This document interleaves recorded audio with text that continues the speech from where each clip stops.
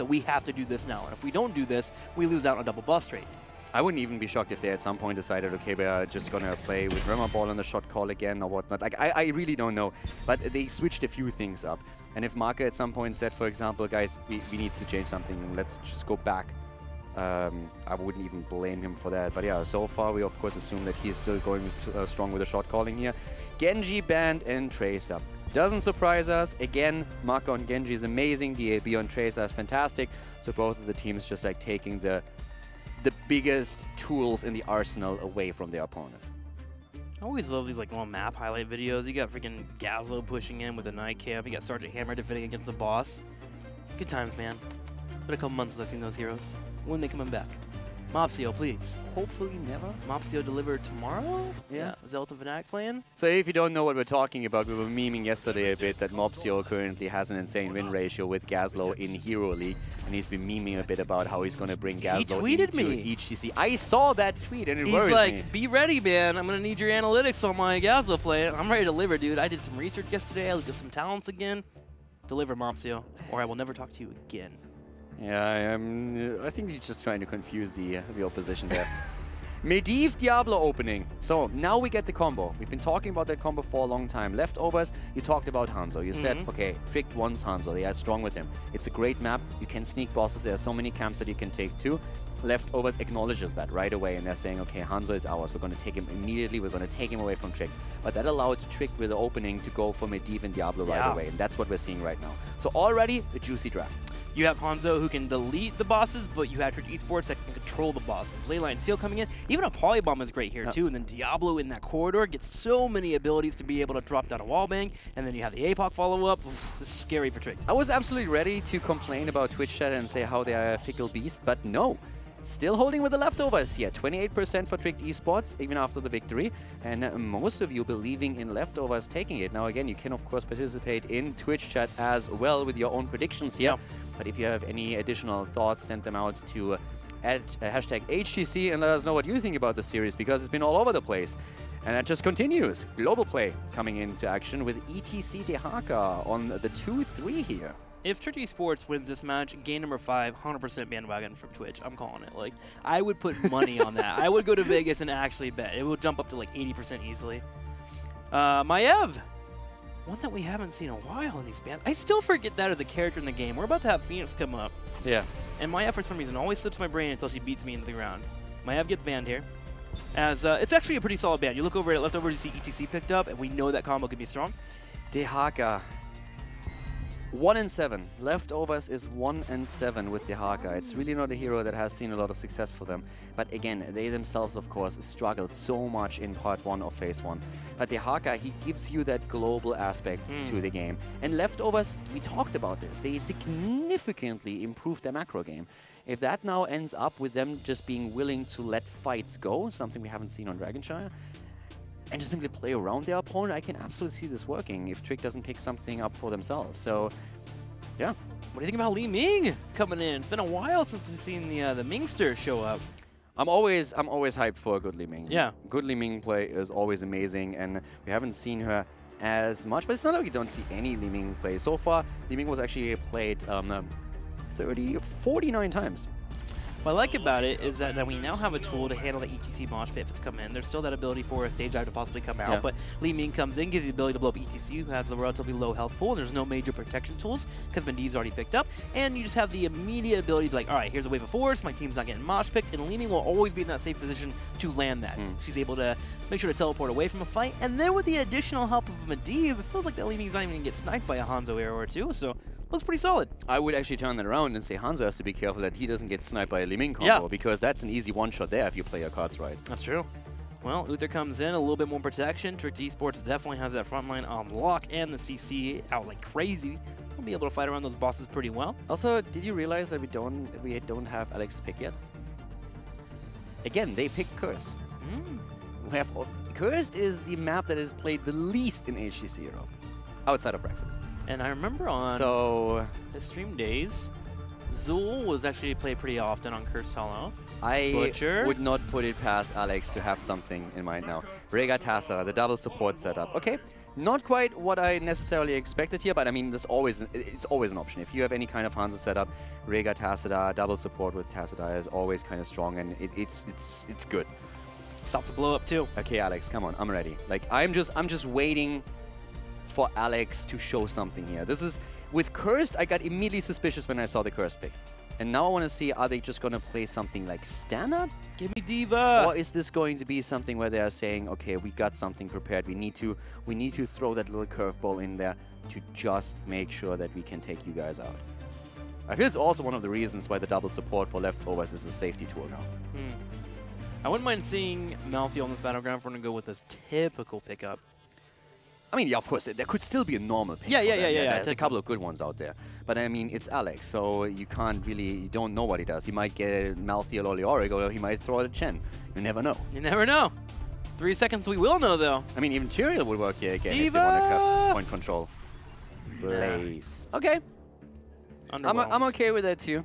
I'm not getting the surprise factor here. I'm not getting the Alex tickles. You know, when Alex picks a hero, I'm you're not getting, like, yeah, we're not getting the Alex tickles. Roaming Zool. We're gonna do that, and then all of a sudden he's just like, guys, I have an insane Butcher in raid. Maybe we can do something with that. When you watch Alex's stream and your ears like perk up like a cat, you're like, oh, he's playing that hero. That's not happening right now. Again, also guys, if you wanna watch someone stream on Twitch that has an insanely entertaining stream with a very dry humor, but you also learn a lot, I can only recommend Alex stream. In my personal opinion, he's probably the best stream out there on the pro level. Super fun to watch. We have a couple of other pros that also stream, but not quite as regularly as he does. He always has these phases where he streams every day, and then when HGC practices are more important, he falls off a little bit. But definitely make sure that you check him out. A lot of our pro players are streaming every now and then, and if you follow all of them, you will catch these occasional streams that they have.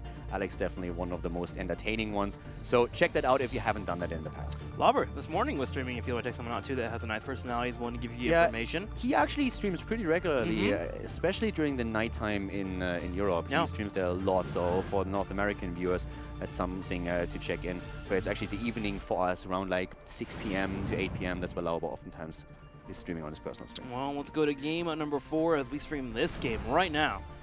On the left side in the blue, Tricked Esports. Crosby playing Li Ming, Make and Medivh, Grandpa Kit on Uther, Alex Aproji to play Blaze, and Rimmer again on Diablo.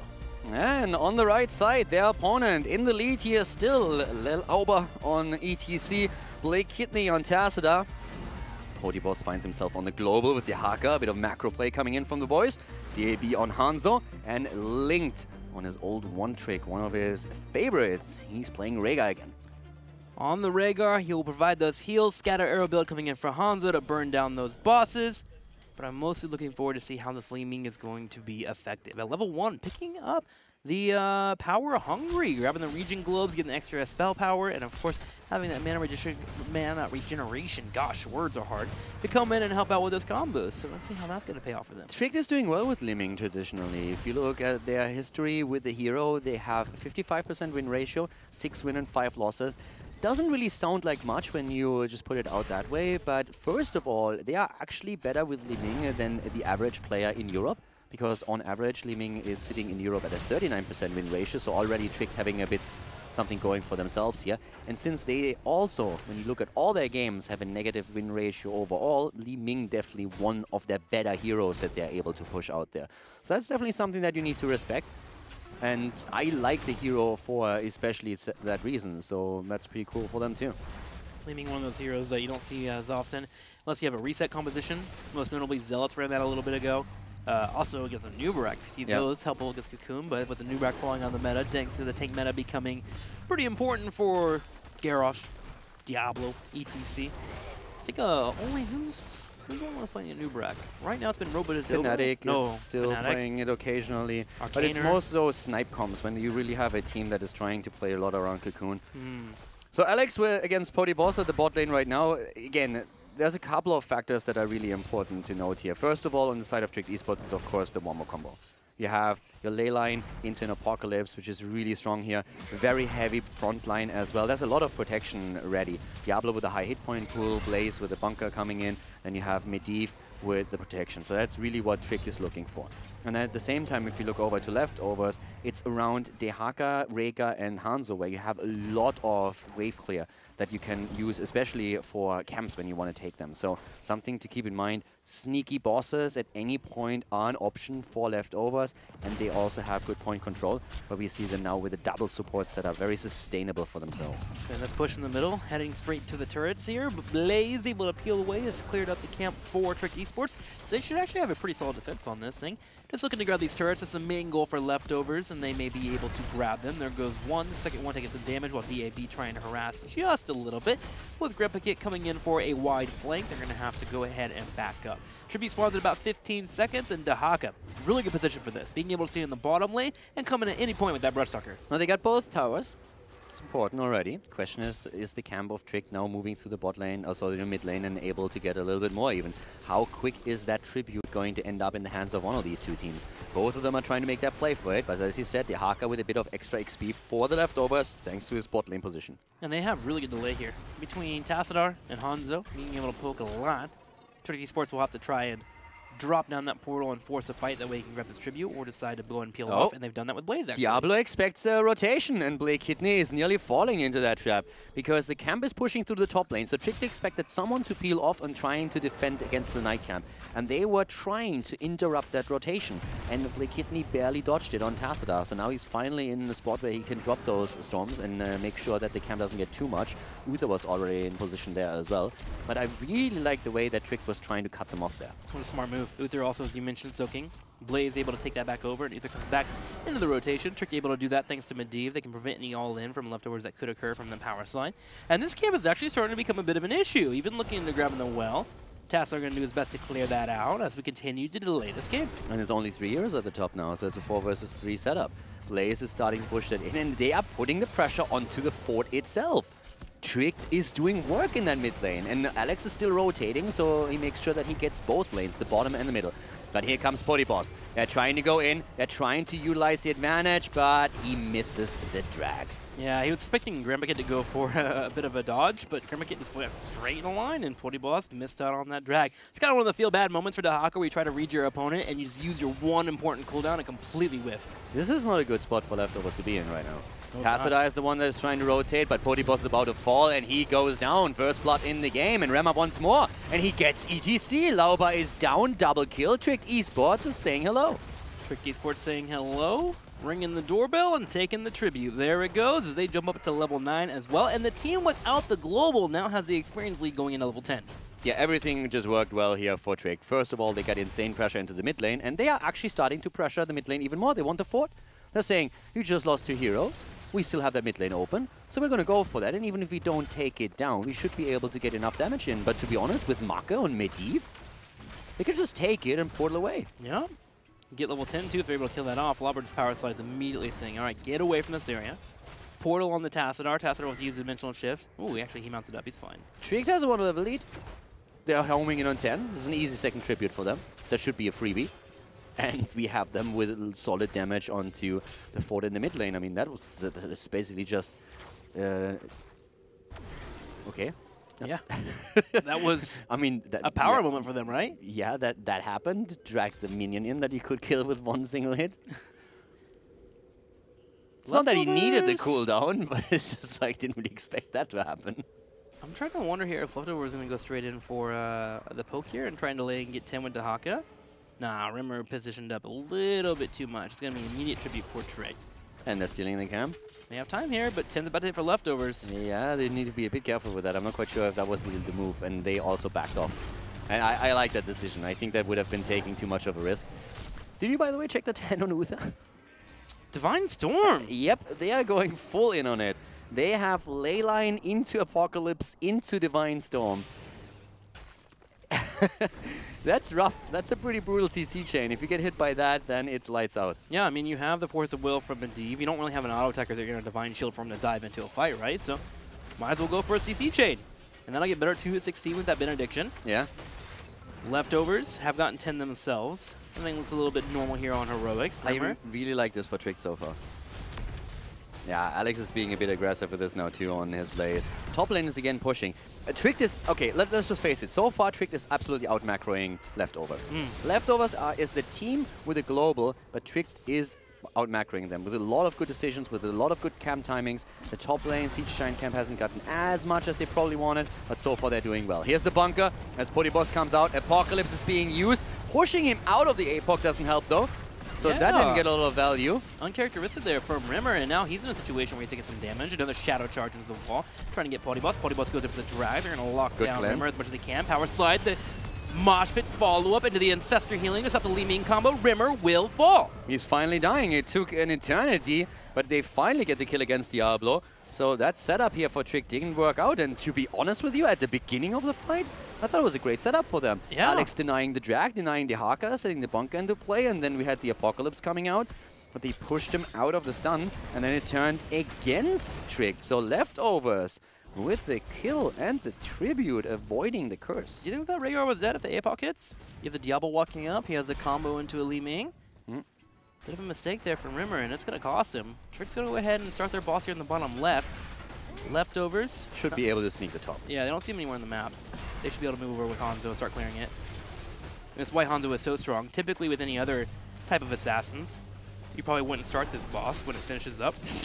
But Hanzo clears it up so quickly. It's just ridiculous. I mean, that boss just like zip, gone.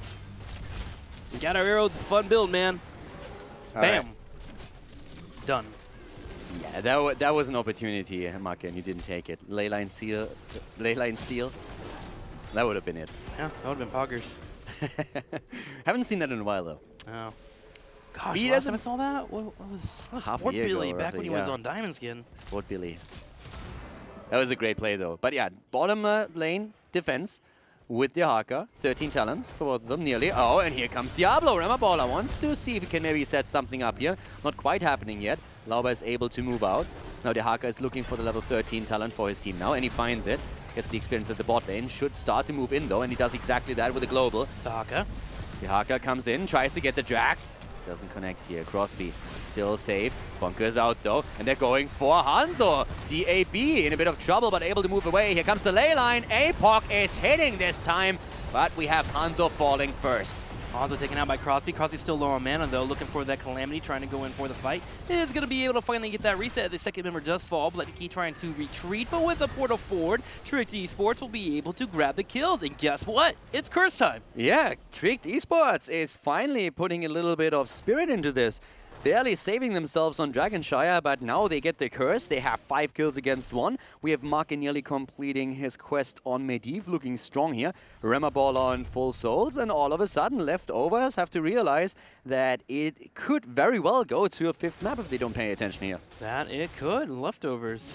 A bit awkward there in that fight. I was trying to figure out why Hanzo was in that top left corner. I think he was trying to put himself against that wall so we can go ahead and jump over the natural agility. If you get the correct position, Hanzo's able to retreat pretty well, but Diablo really messing with his positioning there made it too difficult for DAB to escape, and a good follow-up from Crosby got that kill. Now, what exactly is Trick Esports going to get with this curse? They're setting up here in the middle lane and starting to siege down the wall.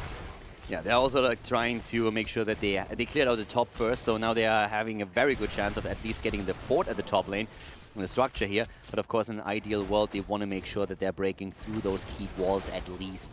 If you get a keep, that would be fantastic, but chances of that happening are a bit slim. As long as you break the keep walls themselves, especially at the bot lane, you can make plays around the boss later on and threaten keeps. So that's one of the thought processes that we currently have. Top lane fort will fall in just a few seconds, so that's a win for Trick right there, and a bit of extra experience too. Ball goes down, 16 right in the corner.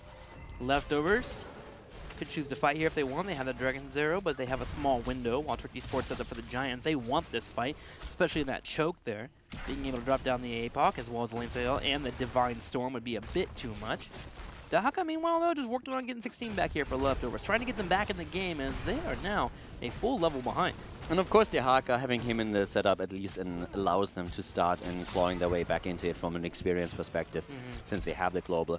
But Tricked is trying to make sure that they don't have the time to do that. So they are now with the Siege Giant Camp setting up a siege at the bot lane, where they can poke. They have only the Ming to get some damage out here. And with the Tacita shields, there's a pretty good chance that Leftovers can hold on to this for quite a long time. This is where the Scatter Arrow build feels a little bit off. Whenever you're getting pushed in, you just can't quite get that angle. It gets double tanked to clear up these mercenary camps.